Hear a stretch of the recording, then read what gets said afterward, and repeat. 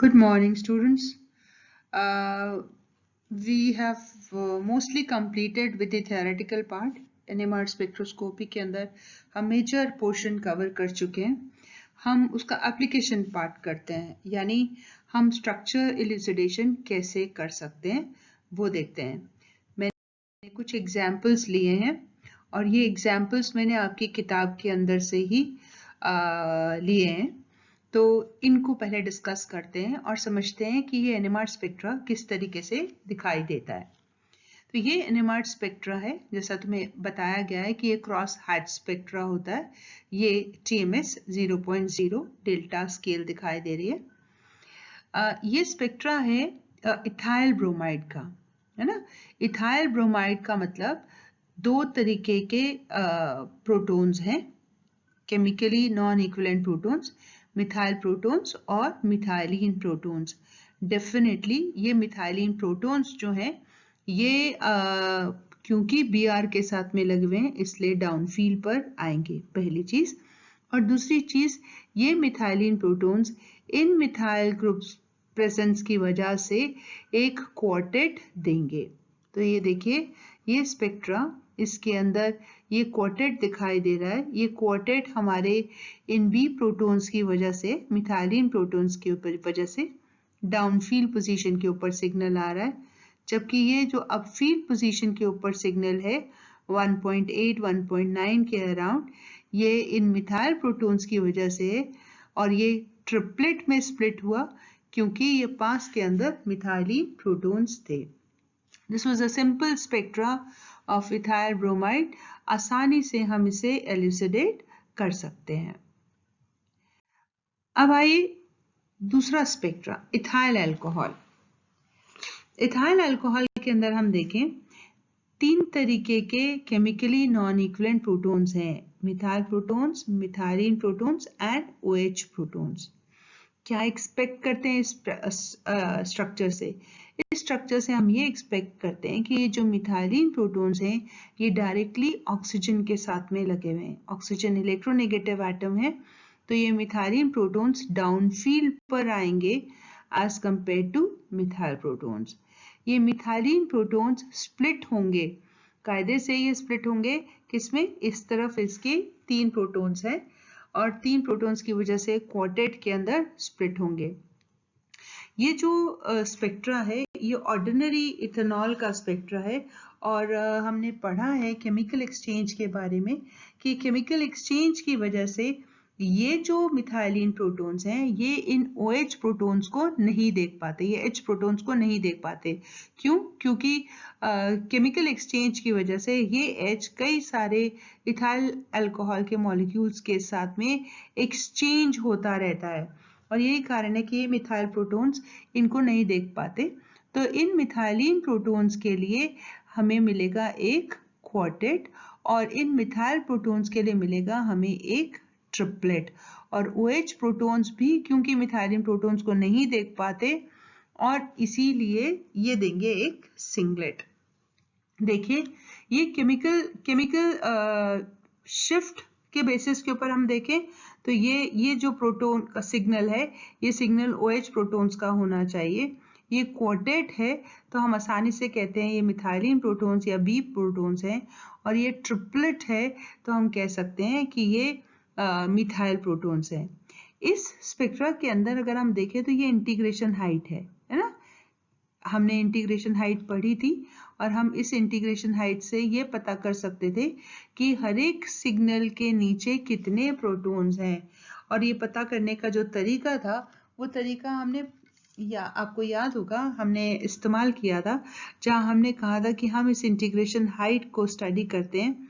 और अगर हम इस इंटीग्रेशन हाइट को स्टडी करते हैं तो देखिए, ये जो हम इसके स्क्वायर्स गिने तो ये 4 के बराबर 4 स्क्वायर्स हैं. अगर हम इनको गिनते, यहाँ से गिनते हैं, देखिए ये इंटीग्रेशन हाइट यहाँ से गिनी जाती है तो ये 4 स्क्वायर्स हैं. अगर हम नेक्स्ट इसको गिनते हैं, इंटीग्रेशन हाइट कैलकुलेट करते हैं तो it comes to 8, right. And ये जो प्रोटॉन्स हैं, ये प्रोटॉन्स अगर ये इंटीग्रेशन हाइट है, यहाँ से हम लाइन करें तो ये स्क्वायर्स गिने तो it comes to 12 protons, right? So if such is the case, then it means 4 जो है हमारा मिनिमम नंबर हुआ, 4, 8 और 12 प्रोटॉन्स।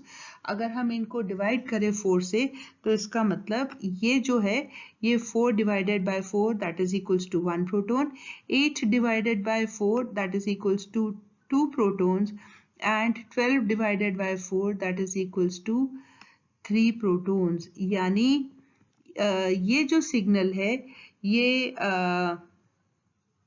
आपका 3 प्रोटॉन्स के बराबर है, ये सिग्नल आपका 2 प्रोटॉन्स के बराबर है और ये 1 प्रोटॉन के बराबर है। तो हम आसानी से कह सकते हैं ये OH प्रोटॉन्स, OH का H है डाउनफील्ड के ऊपर, ये वो मिथाइलिन प्रोटॉन्स हैं जो कि इलेक्ट्रोनेगेटिव ऑक्सीजन के साथ में लगे हुए हैं, जिसके पास में मिथाइल प्रोटॉन्स हैं, और ये मिथाइल प्रोटॉन्स हैं जिसके पास में मिथाइलिन प्रोटॉन्स हैं। I hope it is clear. ये देखिए नेक्स्ट एग्जाम्पल 1,1,2 ट्राइब्रोमो इथेन। दो तरीके के प्रोटॉन्स हैं, एक CH2 प्रोटॉन्स और एक CH प्रोटॉन्स। अगर इस मॉलिक्यूल को ये देखें तो ये जो CH प्रोटॉन्स हैं ये डेफिनेटली डाउनफील्ड पर आएंगे क्योंकि इसके अंदर 2 Br लगे हुए हैं, जबकि ये CH2 प्रोटॉन्स जो हैं वो कंपैरेटिवली अपफील्ड पर आएंगे।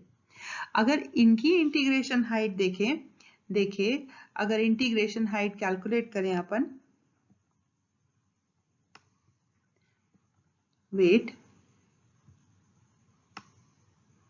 इंटीग्रेशन हाइट वही हम यहाँ से लाइन करें और कैलकुलेट करें तो हम देखते हैं ये इस सिग्नल के लिए और ये इस सिग्नल के लिए, तो हम देखते हैं अगर हम इन स्क्वायर्स को काउंट करें तो ये स्क्वायर्स बराबर हैं 10 के, राइट, और ये स्क्वायर्स जो है ये बराबर हैं 5 के। सो 1:2 का रेशियो है ना, that means if this is equals to 5 by 5 करें, this is equals to for one signal, one proton, sorry, and this is equals to for 2 protons. Clear? अब समझ में आता है हमें ये इंटीग्रेशन हाइट की इंपॉर्टेंस, राइट। और ये हमारा हम देखें ये हमें ट्रिपलेट दिखाई दे रहा है ना, और जबकि ये हमें डबलेट दिखाई दे रहा है, ये डबलेट है, डबलेट दिखाई दे रहा है, तो हम आसानी से कह सकते हैं कि ये मिथाइलिन प्रोटॉन्स जो कि अपफील्ड पर आएंगे, पास में CH है तो डबलेट मिलेगा, और ये जो प्रोटॉन्स B प्रोटॉन्स हैं ये पास में मिथाइलिन प्रोटॉन्स है तो हमें ट्रिपलेट मिलेगा। पर क्योंकि इन प्रोटॉन्स इस कार्बन के ऊपर 2 Br लगे हुए हैं इसलिए डाउनफील्ड पोजीशन के ऊपर आएगा।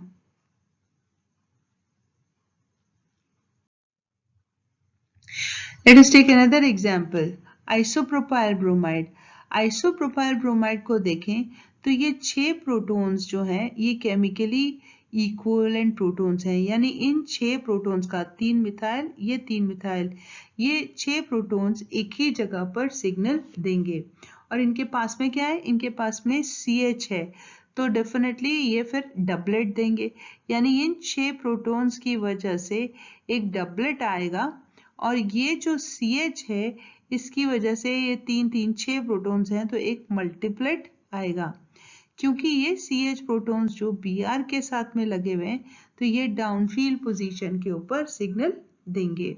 तो ये देखिए ये हम देखते हैं कि ये मल्टीप्लेट आया, ये CH प्रोटॉन्स की वजह से है, डाउनफील्ड पोजीशन के ऊपर ये मल्टीप्लेट आया जिसमें पास में 6 मिथाइल प्रोटॉन्स थे, और ये जो मिथाइल प्रोटॉन्स हैं 6 वो उनके लिए पास में मिथाइलिन CH प्रोटॉन्स हैं जिसकी वजह से एक डबलेट आ रहा है। तो ये आइसोप्रोपाइल ब्रोमाइड का स्ट्रक्चर, उसका स्पेक्ट्रा कुछ इस तरीके का होगा। ये देखिए इथाइल एसीटेट, इथाइल एसीटेट का एग्जाम्पल लें। पहले हम ये देखें स्पेक्ट्रा के अंदर, और यहाँ इंटीग्रल हाइट जो है वो लिखी हुई है, integral is 2 and this is integral 3, right, and there should be one more proton.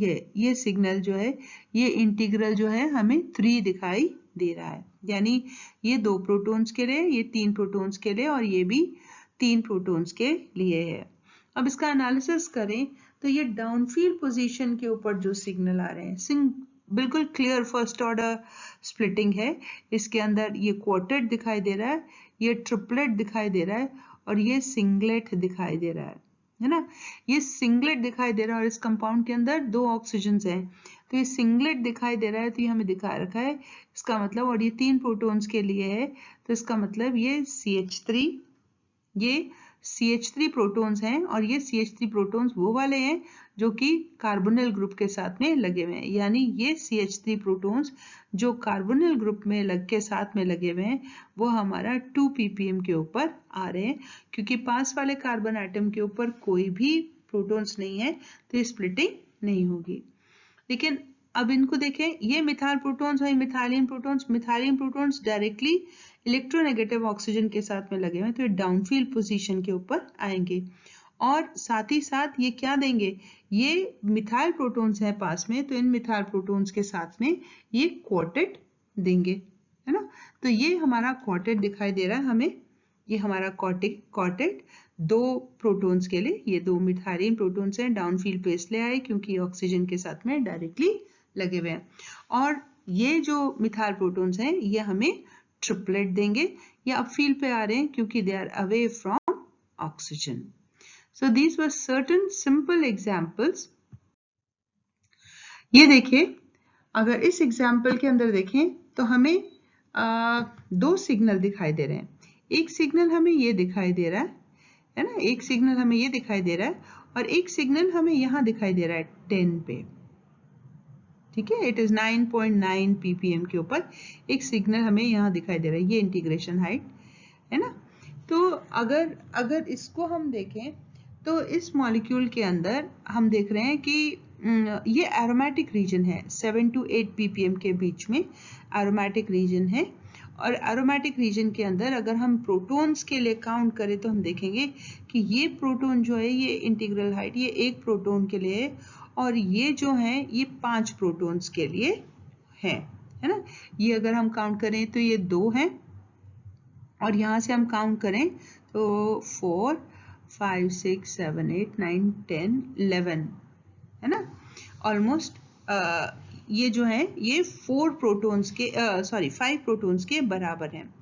5 protons के बराबर होते ही ये समझ में आता है कि ये एरोमेटिक प्रोटॉन्स हैं, 5 प्रोटॉन्स के बराबर हैं, इसका मतलब ये मोनो सब्स्टिट्यूटेड बेंजीन डेरिवेटिव होगा, है ना। और दूसरी चीज, ये जो सिग्नल आया एक प्रोटॉन के लिए, ये स्पेसिफिक सिग्नल है एल्डिहाइडिक प्रोटॉन्स जो कि 9.9 to 10 ppm 10 ppm तक की स्केल है, कई बार इसके बाहर भी आते हैं जिसे हम ऊपर दिखा देते हैं, तो ये ऑफ रेजोनेंस स्पेक्ट्रा एक तरीके से कहा जाता है।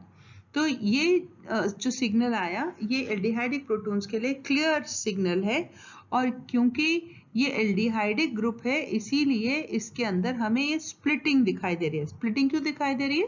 स्प्लिटिंग इसलिए दिखाई दे रही है कि ये जो ऑर्थो प्रोटॉन्स हैं इनका एनवायरनमेंट अलग है, ये एल्डिहाइडिक ग्रुप है यहाँ पर इस वजह से, और जो मेटा प्रोटॉन्स हैं उनका अलग है और पैरा का अलग है, यानी ये जो प्रोटॉन्स हैं ऑर्थो वाले, ये इन मेटा प्रोटॉन्स के साथ में, हाँ याद करिए ऑर्थो कपलिंग है ना,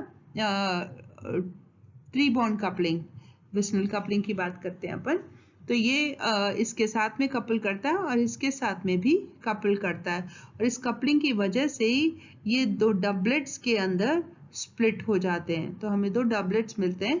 और हम यहाँ वैसे इतना क्लियर नहीं है स्पेक्ट्रा, 60 मेगाहर्ट्ज पे ही खींचा हुआ है तो हम इसे मल्टीप्लेट ही मानते हैं, पर ये स्प्लिटिंग इसलिए हुई, इतनी क्लियर स्प्लिटिंग इसलिए हुई क्योंकि ये एल्डिहाइडिक फंक्शनल ग्रुप है, और तो जो प्रोटॉन्स हैं ये केमिकली नॉन आइडेंटिकल हैं with the Meta and the para position. तो ये स्पेक्ट्रा हुआ बेंजाल्डिहाइड का। एक और स्पेक्ट्रा देखिए, एग्जाम्पल है पैरानाइट्रोटोलुएन का। इसके अंदर भी देखिए ये जो मॉलिक्यूल है इसके अंदर बड़े क्लियर दिखाई दे रहा है, यहाँ आप देखेंगे 7 to 8 ppm के बीच में यहाँ क्लियर 2 डबलेट्स दिखाई दे रहे हैं, है ना, क्लियर डबलेट्स दिखाई दे रहे हैं, इसे हम डबलेट और ये डबलेट दिखाई दे रहा है। और ऐसा क्लियर जो स्पेक्ट्रा है जिसके अंदर क्लियर ये 2 डबलेट्स दिखाई दे रहे हैं, ये खास दिखाते हैं हमें कि ये पैरा सब्स्टिट्यूटेड बेंजीन डेरिवेटिव है। अब इस पैरा सब्स्टिट्यूटेड बेंजीन डेरिवेटिव के अंदर ये जो प्रोटॉन्स हैं Hb प्रोटॉन्स, ये Ha प्रोटॉन से बिल्कुल अलग हैं। तो Hb प्रोटॉन्स जो हैं ये पास वाले कार्बन आइटम, पास वाले प्रोटॉन के साथ में डबलेट देते हैं। ये Ha प्रोटॉन्स जो हैं ये Hb के साथ में कपल करके डबलेट देते हैं। तो हमें 2 डबलेट्स दिखाई दे रहे हैं और ये डबलेट्स के बीच का जो J है, that is the coupling constant, this is almost around 8 hertz. ठीक है, और इसके अलावा जो हमें दिखाई दे रहा है वो है मिथाइल ग्रुप। अब ये देखिए मिथाइल ग्रुप जो है एक तरीके से ये बेंजीन रिंग के ऊपर लगा है, तो हम इसे कहेंगे कि बेंजाइल ग्रुप है। और ये जो बेंजाइल ग्रुप है ये 2.3 2.5 के अराउंड आता है, क्योंकि इस कार्बन आइटम के ऊपर कोई प्रोटॉन नहीं है, इसलिए ये सिंगलेट की तरह दिखाई दे रहा है। सो ये कुछ एग्जाम्पल्स हैं जिसमें हमें अगर फॉर्मूला दिया हुआ हो तो हम ड्रॉ भी कर सकते हैं उसका स्पेक्ट्रा, और अगर स्पेक्ट्रा दिया हो तो हम उसको एल्यूसिडेट भी कर सकते हैं। Thank you.